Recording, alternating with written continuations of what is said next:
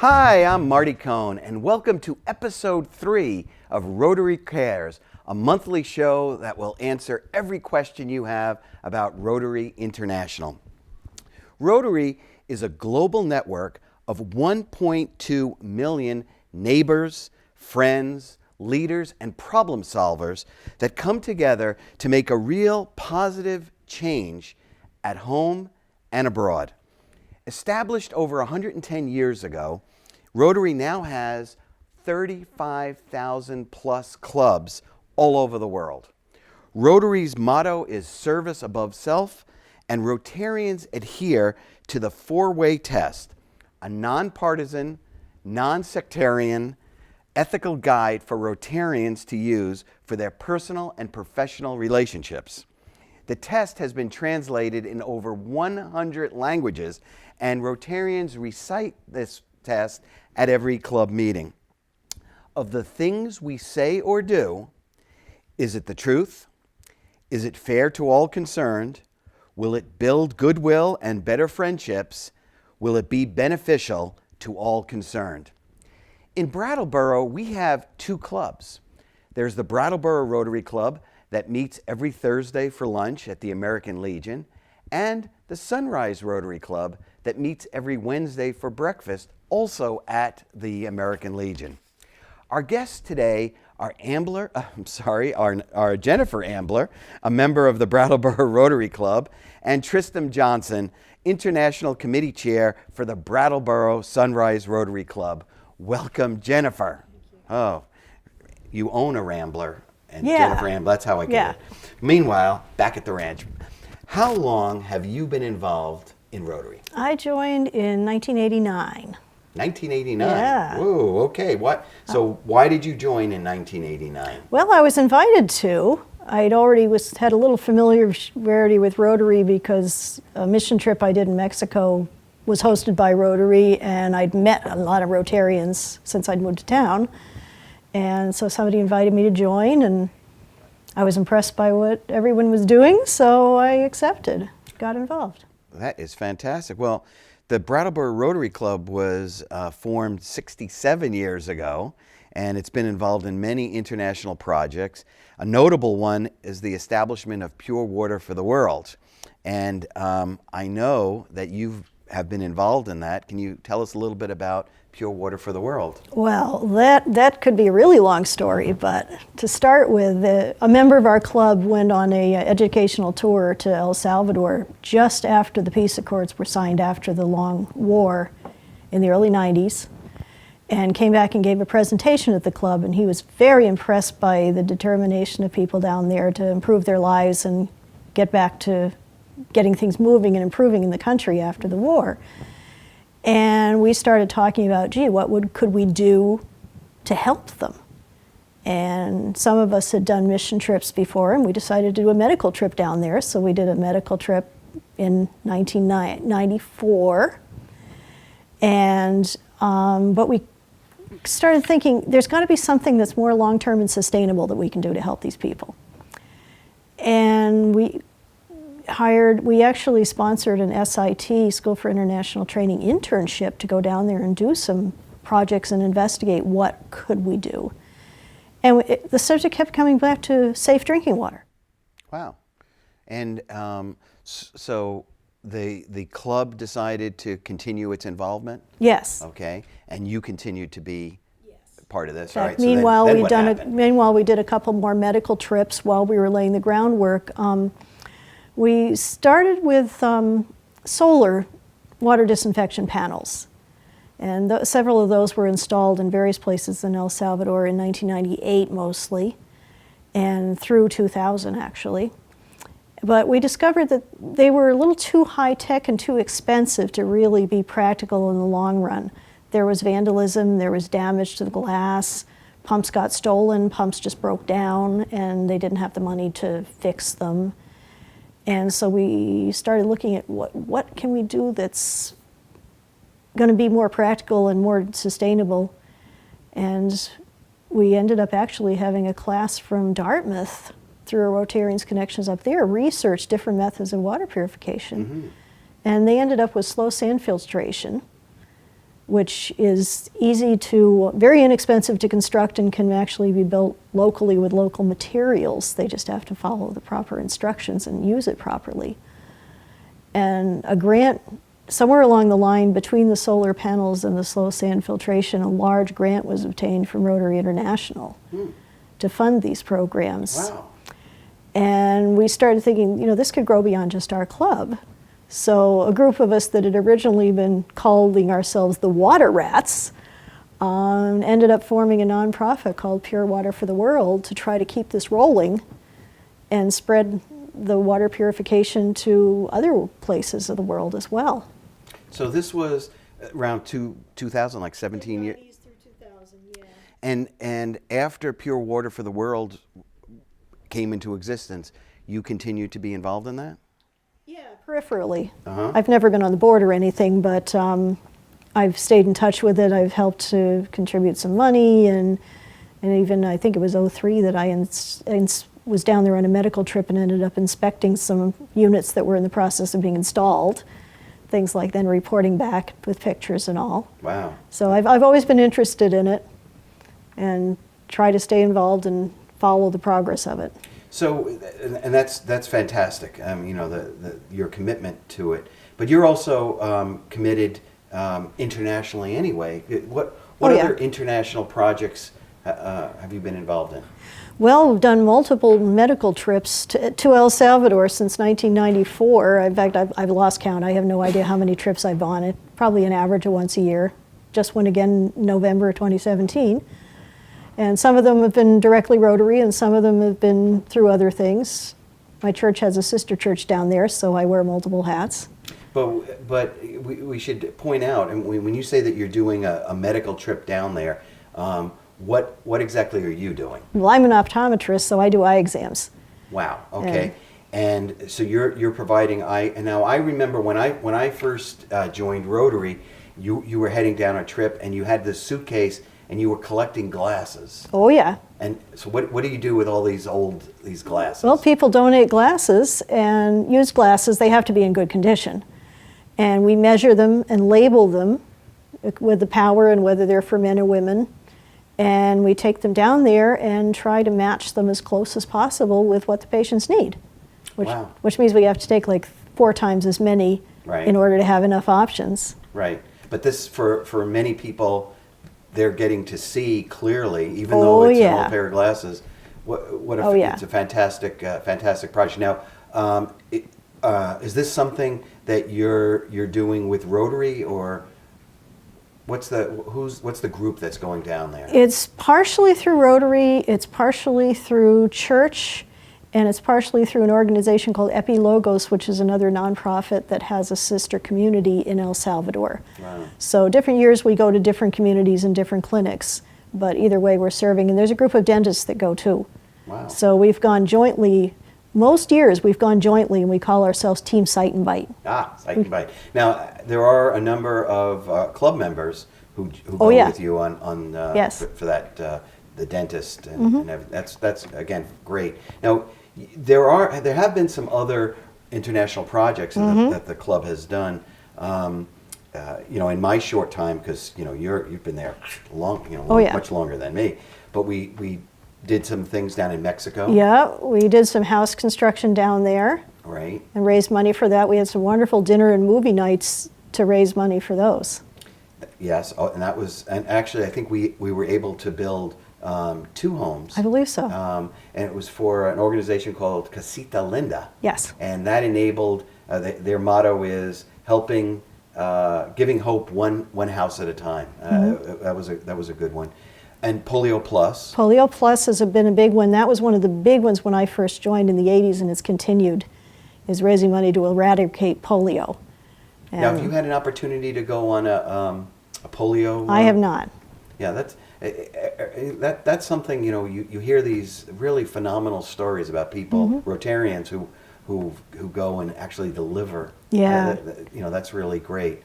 And the other thing that you're involved in is our current project at Pine Ridge. Exactly. And you've been helping, actually, Jenifer, when I think about Rotarians who help. You know, you're one of the first people that volunteers, and your daughter. You get your whole family involved. It becomes a real family project, which is so fantastic. You know, in our project at Pine Ridge, you know, you have been involved in it right from the since it started, yeah. And you know, and I remember, you know, when we started out with the you know, with the sewing machines and then the computers and all that good things. We're going to be talking more about that particular project with Tristam Johnson, exactly, a fellow water rat. So, yes, I have to. Tristam was with us at the beginning stages of the Pure Water for the World as well. Yeah.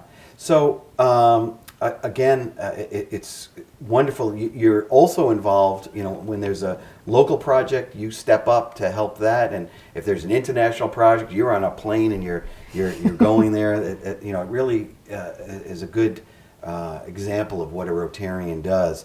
So I have to ask you, last question, what is the best thing for you about being a Rotarian? Oh boy, that's a tough one. That's what we do here on Rotary Cares. We ask the tough questions.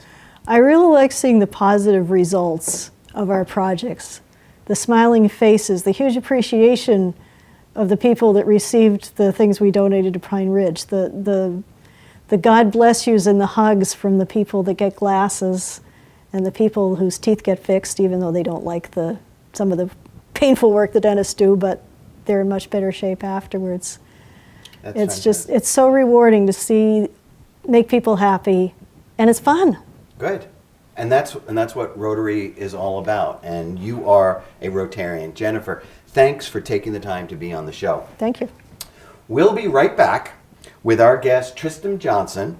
But first, this brief message from Rotary International. We'll be right back.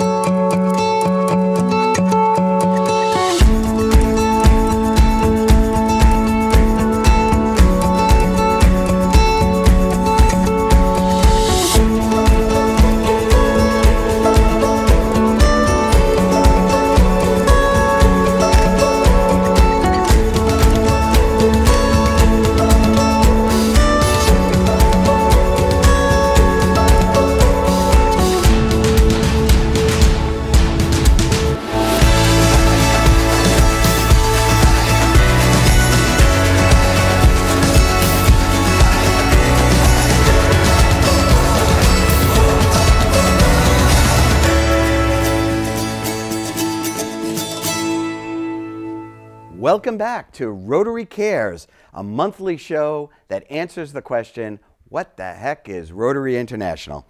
Our guest is Tristam Johnson. He is the International Committee Chair for the Brattleboro Sunrise Club. Welcome, Tristam. Good afternoon, Marty. Always a pleasure. Same question for you that I asked Jenifer. How long have you been a Rotarian? I think I joined in the late 80s, and then because of interruptions in travel and not being settled, I had to take a multiple year of leave of absence, and then rejoined in the 90s, mid-90s. So it's been over 20 years. Wow. And why did you join? And my grandfather and father were both members. My grandfather joined around 1910, so not long after it got started.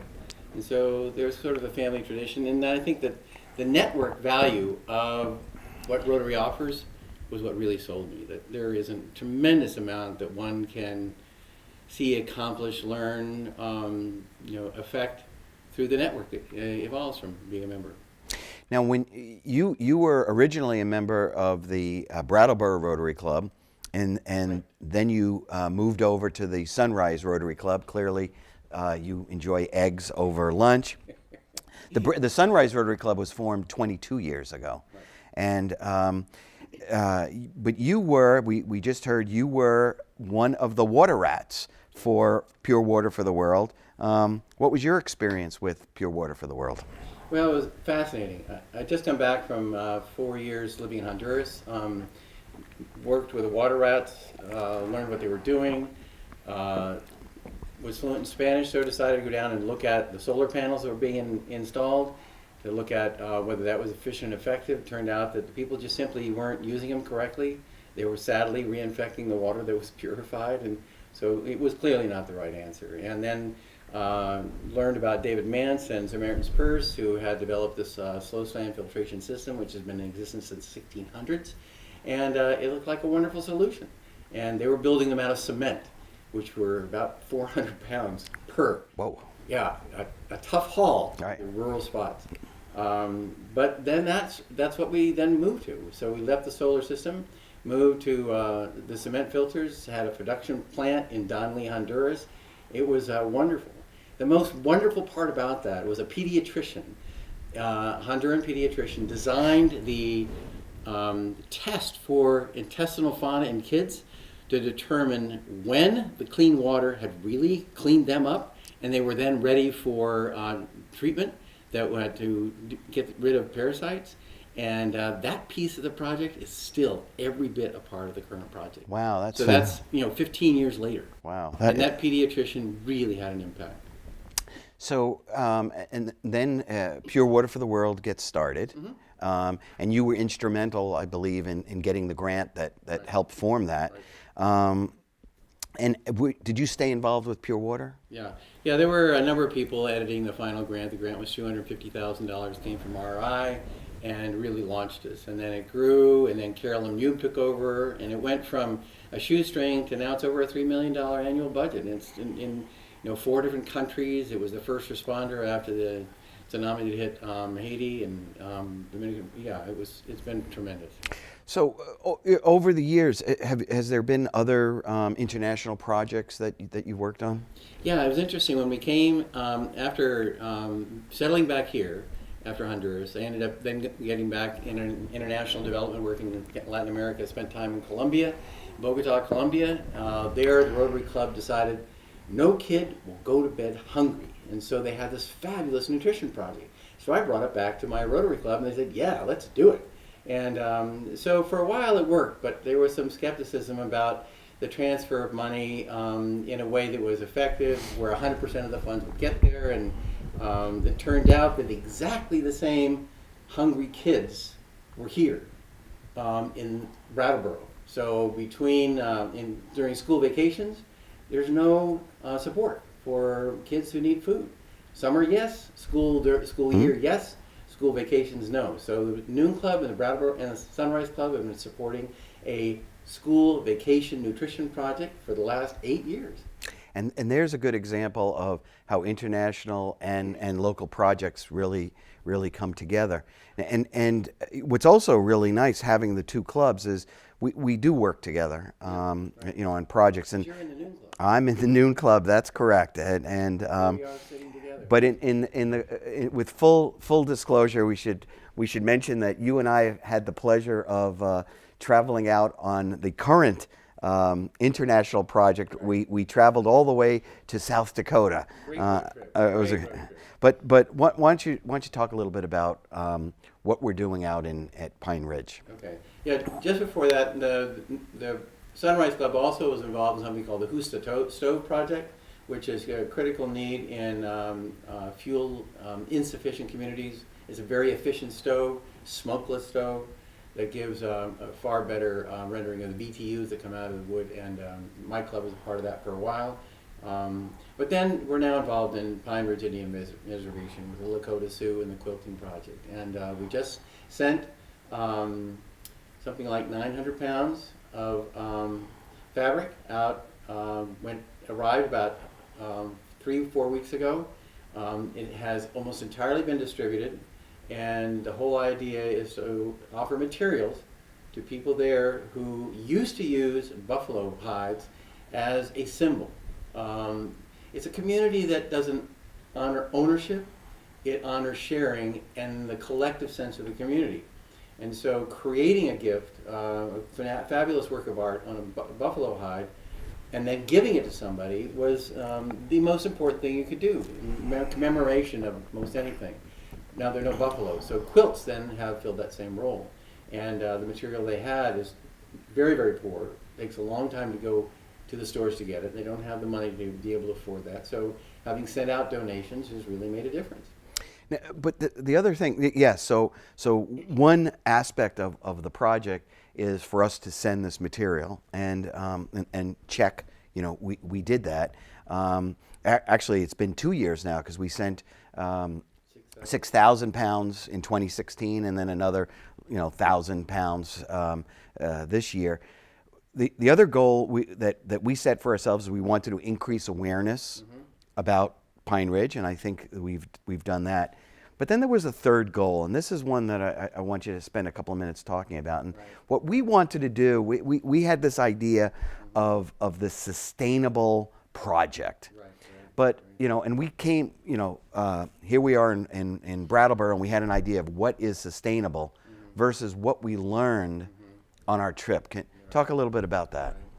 Yeah, I met Chinupa Gluhamani when he was back here at one of the dinner and film festivals, and he and I maintained a relationship over the next 2.5 years, and he basically connected us to a lady named Mary, his sister, because we needed somebody out there who could take charge, who could manage distribution, who knows the quilters, who could be efficient and effective in dividing what was received, getting it out to those who need it, being sensitive to those who, and the quantity they need and what they need. And it turns out that she has been dedicating her life since she was 22 to quilting. And she's a teacher. She has taught many people. She still teaches. She's the sought-for expert. And so it was absolutely spectacular connection. And I've spoken with her numerous times on the phone and couldn't be happier with the transparency, the honesty, and the variables she takes into effect when she is deciding how to divide. Because the community is so poor, there's a tendency to sell what you don't need or what you don't think you need. So to avoid people selling off excess material, she really limited the amount she distributed to each person so that it really was sufficient for a quilt and not extra that could be then sold. And so she really inhibited an inadvertent abuse of the donation, helping the product get to exactly what was necessary, which was creating the quilt that would then be given away. It's been and it's still ongoing. Well, and the other thing that's incredible about Mary Horse Felicia is not only is she giving it to fellow Native Americans and neighbors and people that she knows, she's teaching young children. She's distributing some to schools. That's right. But she's taking ownership of the distribution. Right. And at this point, we don't even know. Right now, we don't know where it's going to go.